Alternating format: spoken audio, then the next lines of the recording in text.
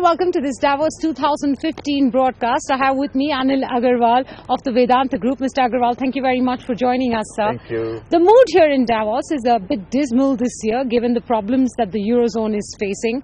And there also seems to be conviction that commodity prices are going to go lower from here on, whether it's crude oil prices or metals, as we have seen take place over the last few weeks.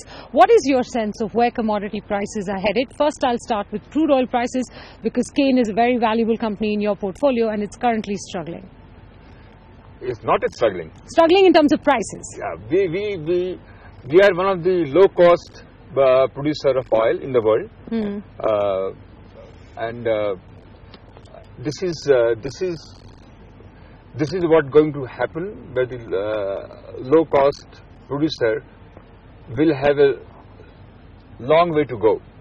And that's what we are strategizing. India, as a strategy, any country does not produce their 50-60% of their energy, can't survive. No, I know, but I'm talking more on the profitability side of Cain. Cain is a great asset that you have, but earnings seem to have been cut by what, 30 to 50%? It wasn't a great asset when we took over. The people who had it, they done. We came in, we anything which I took, we started from the fresh. We double the reserve, we double the production. We created a huge value for the country. 78%, 80% goes to the government. So what's the hit on profitability because of lower crude prices? Our cost, direct cost is $5. Direct cost is $5. We pay at the peak $80 to India government. So that was the position. But so with crude at sub $50 a barrel level, what is the hit that your earnings will take on Cain? The estimated hit is 30 to 50%. Yeah, that's crude okay. oil prices have come down by that. That's okay. We are long term. We are looking. These industries are not for one. This is for 30 years, 50 years. There is also the expectation or the estimation that Cain could be free cash flow negative in FY16. No, not at all. We will have a very good profit. We may have reduce the profit. We may reduce the profit, but as I said, is a low cost. The world. What happened to India is phenomenal. They get $100 billion saving. They can do so much of infrastructure out of that. Sure, of course, the country benefits. I'm only speaking of Cain. And at the same time, we need more oil producing to be in India. More company to come. This is a very, very good time where if we can sell well in the world, this is a place where people will come. We have a low sulfur. I get that, sir. I do get that. What is the price of crude oil that you're working with? Where do you think you will still continue to have comfort level on profitability for Cain? We are $50 to $60. $50 to $60, yes. Okay, and we're below 50 right now, so you must be feeling a little uncomfortable with where prices are. You can keep telling me, and I keep telling you this, that I'm a low-cost producer. Okay. What's your outlook on other metals? We've seen, a big drop in copper prices recently. Even ferrous is hurting. Aluminium hurting less, but hurting nonetheless. It does seem like we're at the beginning of a big super down cycle in commodities. Would you agree with that? Yeah. See, India is a different position. India produces 1/10 of the metal and the commodity what China produce. So it is a huge and the same number of people, and we have a better geology. So world has the hope that today is the Indian new government which has come with the majority, and they will take decision. They will simplify the rules. I'm talking about global commodity prices. I'm talking about global. I'm coming to that. Okay. I'm saying because of Indian situation. Indian situation is such global will people looking at India. India consumption will go up. India will move on. The infrastructure will come. But that's a 10-year plan, sir. Right now, over the next 2 or 3 years, are you expecting that commodity prices will remain this low or drop even lower from here on? If you look at the zinc price as phenomenal, that is we are the largest producer of zinc, is moving up. You see the aluminium quite stable. Copper price has definitely dropped. I feel in the medium terms, thing will be all right. So normal case, we have to produce more efficiency. as far as the world is concerned, you're not expecting commodity prices to go lower from here on. I'm talking about fundamental demand-supply issues. You're saying that this is where they are likely to stabilize. Oil you have seen, apart from others, it's 10 to 15% plus and minus. I can run you down. Zinc will be around 2,400, 2,300. Aluminum will be around 1,800. But there's a huge premium. I can run you copper. Copper should be 5,500 to 6,000. These are my outlook. Okay, this is gold is phenomenal. Gold is doing 1,300, so gold is very good. So that's how it works. Okay. Recently, you floated this concept of wanting to merge Hindustan Zinc and Cane into Sesa Sterlite. Now, can you explain your rationale to us? Because the initial responses have been mixed. We never. It's all on the drawing board. But India is such a big country. You need to have a natural resource company out of India. But you do, right? No. It's all fragmented. You have a Hindustan Zinc, you have a Balco, then you have a Cane, and we thought if we put everything together, it makes sense for the shareholder, and we are working on it. For that is required Hindustan Zinc shareholding to come from Indian government, is required Cane approval, so we are working on it. There is no decision yet. No, I understand that. To do that. In fact, you said also that you are likely, you've asked a consulting firm to help you think through this, and then once they come in with their report, you will consider it. Yes. There is some fear that the cash lying on the books of HZL and Cane will go towards, the rationale for the merger is the attractiveness of the cash lying on the books of HZL and Cane versus the big debt that Sesa Sterlite is currently burdened with. Would it be fair to say that's one of the key drivers for why you're doing this? See, we are the only company in India who has put the focus on natural resource. Otherwise, we would have been all the time importing these. I'm working very hard to make sure India produce metal. We import $500 billion of import, and mainly these are the metal, gold, oil. And I'm focusing on that. I'm doing whatever I can do, and this government, I'm very hopeful. They believe in the manufacturing, they believe in finding in India, making in India, consuming in India. So I'm looking with those, the nitty-gritty. I'm sure my CEO, we have one of the best CEO who has come in, we have the best of team, we have the best of consultant. We'll do everything possible to create the shareholder value.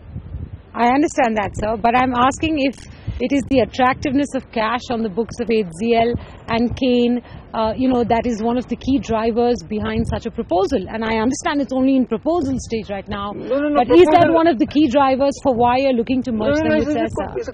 You have to create all over the world. Diversified companies are there. BHP is there. Rio is there. But what is to be gained? In India, you need to have a diversified company. What is to be gained for, let's say, Cane's shareholders for it to become part of a... You have to talk to my CEO. I'm here. You brought it up in an interview. I'm here to give you a big picture. I'm with you for everything. I'm very excited. There's so much going to happen in India, and I'm looking forward these things to happen so we can eradicate our poverty. We create huge job. That's what my concern. I understand, sir. This nitty-gritty, I'm with you. We can sit down. We can give you the full detail. Whether it's analysis, paralysis, keep working. But to create something like this, it never happened in India. We will do it, and I want more and more companies to do that. I understand that, sir. But these are issues that your stakeholders in India are looking at closely. So, okay, let me ask you about some of the regulations, since you've said that you would rather your CEO answers the question on the potential merger. I'm saying if you're saying whether we merge it, how it will merge it, where the money will go, where money will not go. I'm just trying to understand the rationale. You said I have no answer. I have no answer. Big picture, you said it would be good for India to have one big... I said that the whole idea is to put the company together. Why? What will Cane's shareholders gain from having this kind of combination? Is always 2 and 2 is never be 4. I'm asking if you can explain to me why you think a structure like this. I'm saying that all over the world, when you say the multiples are better, because it's hedge. Today your zinc is down, tomorrow aluminum will be better, next day all will be better. So it's a better to pool of a... Wouldn't it be, and I'm again only asking you a question, wouldn't it be maybe a little bit more attractive for the shareholders of Cain, and you know, in some sense the stakeholders of HCL, where the government is included at this point in time, but wouldn't it be more attractive if you were able to bring Sesa Sterlite to a degree of strength, pay off some of that debt, overcome some of the challenges facing that company, and then consider a merger of equals, as opposed to at this point in time where Cain and HCL definitely have more cash on the books and Sesa has more debt? I take your point. I'm just asking a question. I'm trying to understand how your thought process works. What you're saying makes a lot of sense. We should strengthen the Sesa Sterlite and then look at the merger. Okay, let me talk about some of the challenges in India. You're very bullish on India. You've always been. You wanted to build a big enterprise in India. Not India, all over. But you're also very bullish on India, aren't you? Yes. We have now a coal auction coming up, hopefully on the basis of the deallocation of coal blocks. Would you anticipate Sesa will be a big bidder in that coal auction? How do you see, the access to that material? See, mining bill has come, and I'm very bullish that they'll be doing auction of bauxite, they'll be doing auction of iron ore, they're doing the coal. We are looking all the terms and conditions. We are evaluating if it makes sense for us, for our power plant. We need a coal block. If it makes sense, with the most reasonable price, we'll do it. Mr. Agarwal, I'm sure you can give me a slightly more specific answer. Does it make sense? I'm sure you've looked at all of this. I have no doubt that you are the strategy man in this group. So you must be telling your CEOs. I'm looking at the mining bill which has come. That's the only way you can eradicate your poverty.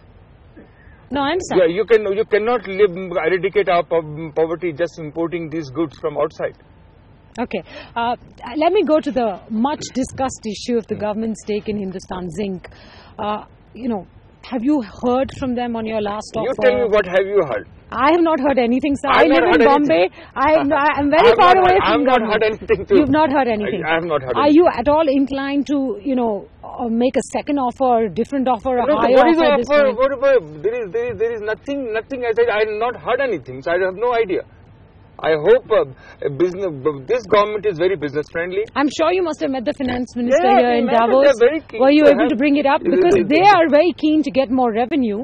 And you are very keen to be able to, have full ownership of this company. So, we are 70%. I've been saying this last 6 years, 7 years. I can keep repeating same thing again to you, and it's the most favorite question you have, and I'm keep repeating that as and when government comes up, we will look into. Okay, so Abhi tak there's no response as yet, none whatsoever. No. Okay, what about, I think there have been some mining bans. Are you alright, sir? Very cold? Okay. Perfect. Okay, there was the hope that mining will restart in Goa in this year. Can you give us a sense of where you are in some of these court-driven processes of mining coming back on track? Very unfortunate. Millions of people are suffering. Prime Minister is very keen. Everybody is very keen. The World Economic Forum is watching that what you're doing, what I'm saying, and your pipeline. In your pipeline, forget about the huge investment. The pipeline, you have a huge projects. Whether you talk about iron ore, you talk about bauxite, you talk about coal, you talk about underground railways, you talk about sealing, you talk about Narega, whatever you have in the pipeline, if they complete that, whatever manner, at least you have 132 block of oil, which is there. These has to start. If those start, the economy will boom. Will the Goa mine start this year? Restart this year? Has to start. Government is very keen. We should start very soon. We should start yesterday. I mean, this has never happened in the world where this kind of mining being banned, and this government is very, very adverse about it. So all the clearances are through now. You can start because the Supreme Court had lifted the ban for a bit. So that's what we are saying. Simplify the process in India. To do the business, simplify the process. You never know what is the last approval you need. Will the Goa mines restart this first half of this year? Yeah, it should be before that. I think this is very important. The government I want to go back to the coal auction, sir. Since almost all of Sesa's coal requirement comes from outside, right? this is a big opportunity for you to be able to secure domestic resource. See, the coal is a down. I believe in 5-7 years, coal will have no value. Not far. Everything will convert into the gas or alternative. Because coal is yesterday. 50% of the power has to come. So coal, what you are talking about, see the total market cap of the coal industry was $600 billion. Today is not even $2 billion. Prices have come down dramatically, yes. So it's not a huge opportunity. It isn't. Government did the right thing to do the coal option, and we will participate.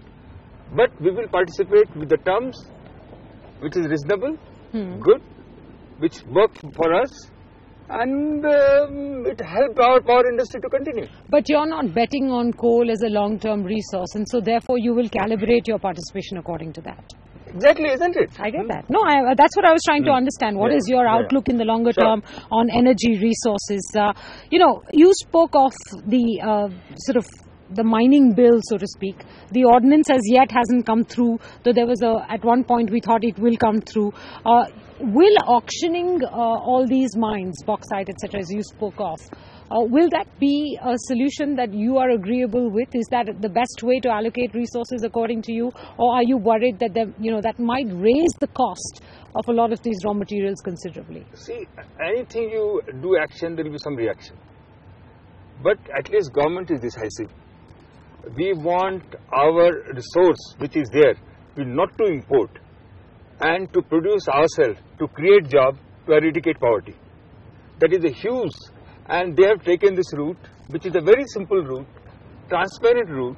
In a democracy, there cannot be better route than this. Let them try, why not? Okay. And it will allow all over the world to participate. CESA is sitting on some 30,000 crores of debt, sir, if that's correct, CESA Sterlite. Are you looking at any big debt restructuring program of sorts, or? We have $6 billion profit. We should expect profit to come down to $2 billion because of the fall of the oil price. We have a net debt of about altogether $8 billion, which is quite reasonable. And this should be we are not looking any restructure. We never got on any kind of restructuring, and we are generating good amount of cash. Operation is very well in place, and things should be all right. But still, a fall in profitability from 6 to 2 for reasons 6 to 4 for reasons out of your control, nonetheless will crimp your style in being able to invest further. No? I'm asking. I'm asking. Of course we'll see how much we have a cash, what is available. At the moment we have no investment plan. Okay. I'm going to sort of ask you one final question on this. You're very bullish on India. You're very bullish about other parts of the world as well, as you pointed out. But we are entering a softer growth cycle right now in commodities, a down cycle if I may call it so. What would you say some of the key challenges facing a business leader like you are in 2015? Now, again, you have to, shall I say about Indian contest or shall I say about international What contest? are the biggest challenges according to you facing you and your group of businesses at this point in time? Sure. As far as you say, I'm not very, very bullish. I'm very cautious. Okay. I'm very cautious, but we are in a position where we have developed this business, where we have the expertise. We are in that level. We are very big in Africa. I'm looking Africa is a good opportunity. I was there yesterday. We looked at lot of opportunity. I'm looking India as a good opportunity. But overall, India, the way these people, the government is thinking, as I said, this is the sector which will change India. Okay. Manufacturing, find in India, making in India will eradicate poverty. We are on front runner. Okay. And we will be looking cautiously if government, step by step, if they open up, we will be with them hand to hand to take it forward. Great, Mr. Agarwal. Thank you so much for speaking with us. You.